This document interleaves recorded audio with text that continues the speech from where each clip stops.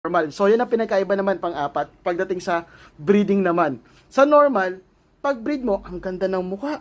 'Di ba? Itim na itim. Ang color, medyo okay na naman, mabubuo na, pero parang may shading lang na konti. So, parang itong yung meron ako dito, pearl blue.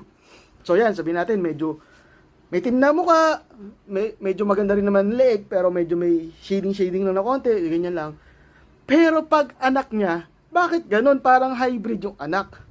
'Di ba? In terms of breeding, hindi mo sila maaasahan na laging maglalabas ng magandang quality ng personata. Bakit?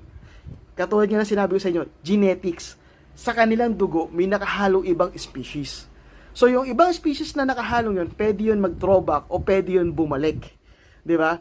Pwede yun magbigay ulit ng detalye dun sa kanyang anak. 'Di ba? So, itim ang mukha ko, personata ko, pero meron akong dala-dala ng genes ng Fisher. Kaya pag anak kong ganyan, minsan,